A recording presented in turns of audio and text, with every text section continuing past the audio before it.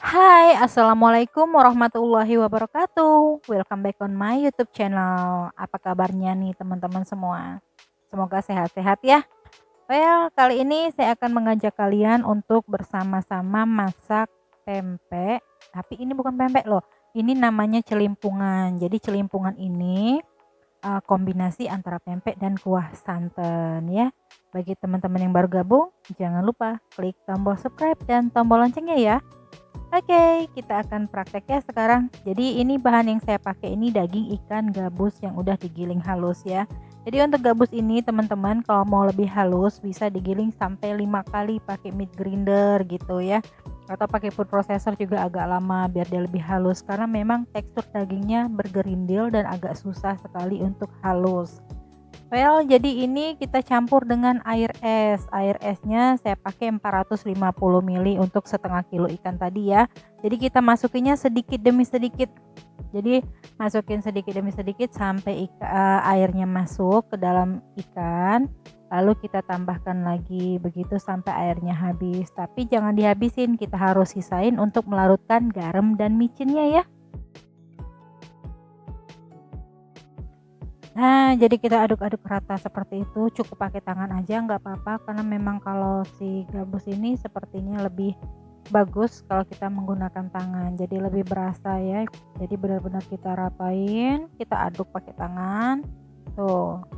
Jadi airnya masuk ke dalam sela-sela daging ikannya. Di sini saya menggunakan garam dan micin. Kita larutkan dengan air sedikit ya, air dari takaran resep tadi. Lalu kita aduk-aduk rata sampai rata baru kita masukkan ke dalam adonan ikan. Tapi pastikan ikannya sudah agak mengental dulu baru kita masukkan garam dan micinnya.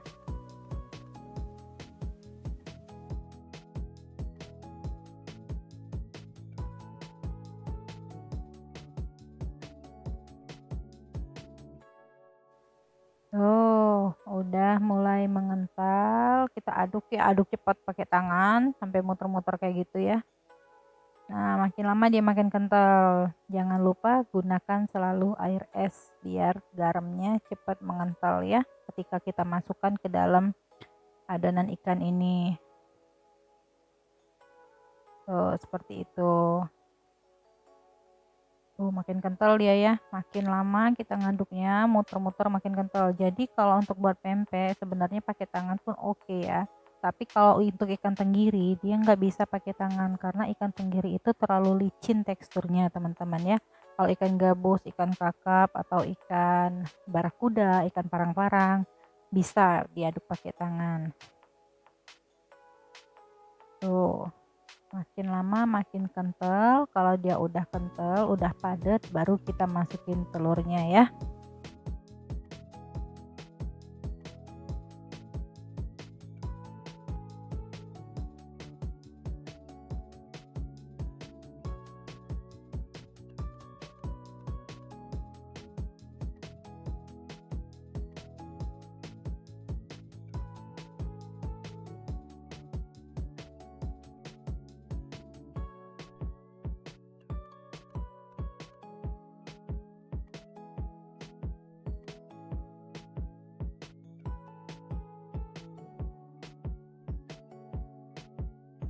Masukin telurnya juga harus satu persatu karena kalau keseluruhan nanti takutnya si telur tadi belum menyatu sama ikannya dan akhirnya adonan kita menjadi lembek lagi. Jadi harus satu persatu ya. Setelah nyatu satu telur, baru kita masukkan telur berikutnya.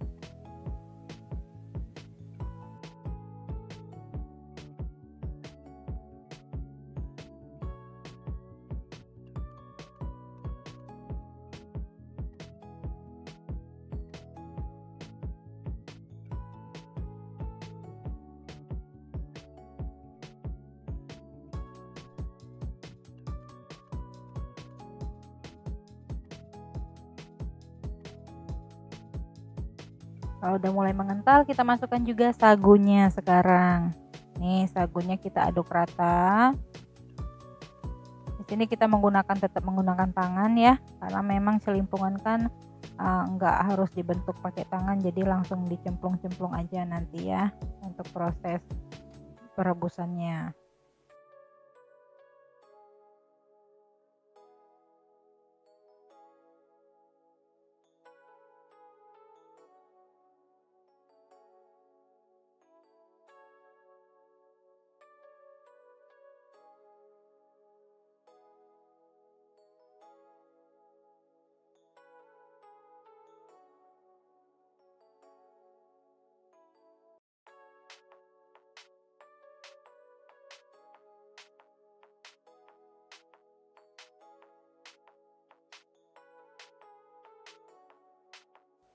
Setelah rata semua, kita siap untuk merebus.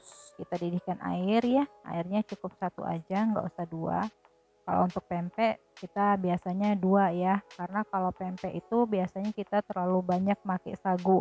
Jadi sagunya di tangan kan banyak banget tuh untuk membentuk pempek. Nah, kalau di celimpungan nggak perlu, karena celimpungan nggak pakai sagu lagi, langsung kita cemplung aja. Ini cemplungnya tergantung selera teman-teman, mau pakai sendok atau mau dirapiin seperti apa. Saya seperti ini aja. Oke, ini hampir mirip seperti tekwan ya, tapi kalau tekwan agak kecil-kecil, sedangkan celimpungan ini agak besar. Di pempek ini banyak sekali variannya teman-teman ya. Selain dibuat pempek yang dicocol sama cuko, di sini juga ada pempek yang disiram pakai kuah kuning.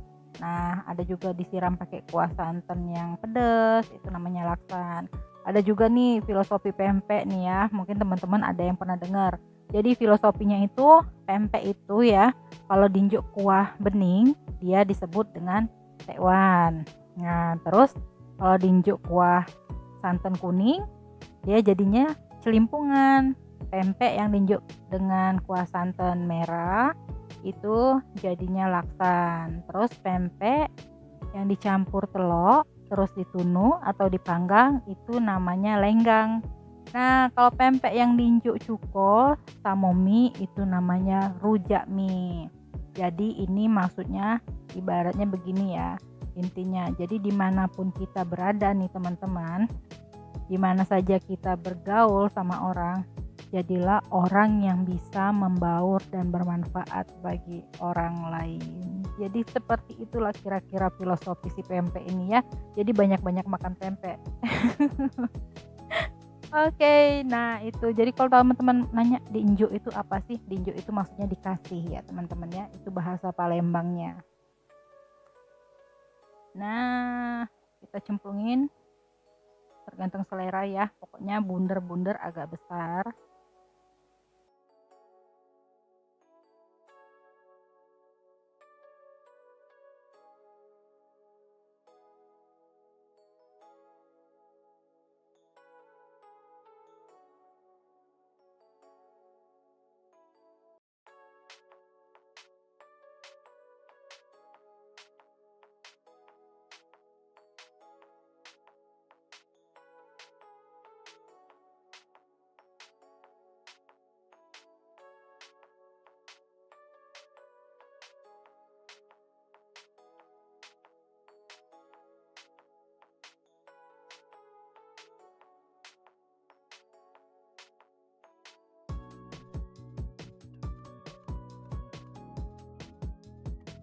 Nah, ini udah mulai banyak dan kita didihkan dulu sampai mengapung. Kalau udah mengapung berarti udah matang dan kita angkat ya. Seperti ini nih, udah mengapung.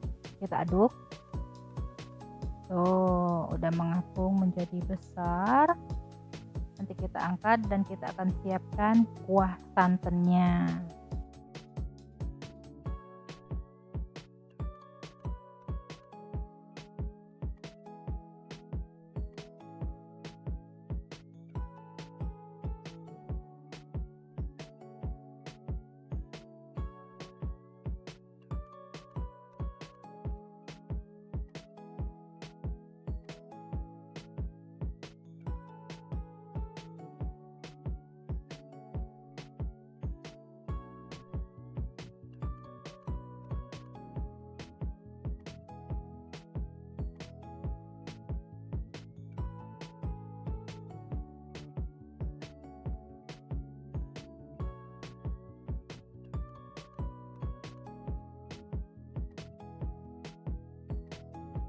Jadi untuk kuah ini saya menggunakan santannya santan instan, santan kara ya, atau santan apa sasa atau apalah yang ada di sekitar teman-teman ya.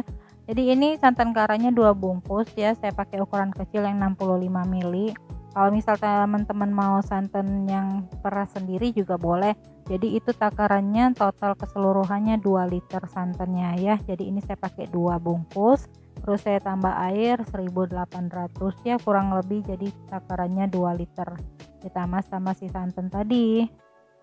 Jadi ini kalau misal nih ya mau bulan puasa gitu, teman-teman mau buat celimpungan, jadi kita buat bumbunya dulu. Bumbunya udah selesai semua, lalu bumbunya kita masukkan ke dalam freezer.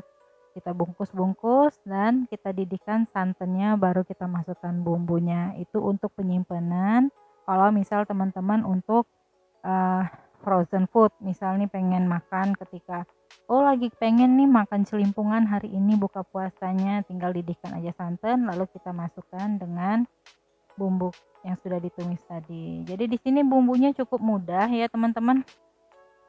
Saya pakai bawang merah, bawang putih, ketumbar, garam, micin, kunyit. Nah, sebenarnya di bumbu aslinya itu ada namanya temupu dan temu kunci. Berhubung banyak teman-teman juga dan juga saya agak susah untuk mencari temupu dan temu kunci ini, apalagi untuk teman-teman yang di luar Palembang ya. Mungkin di daerahnya namanya beda nih, bukan temupu atau temu kunci.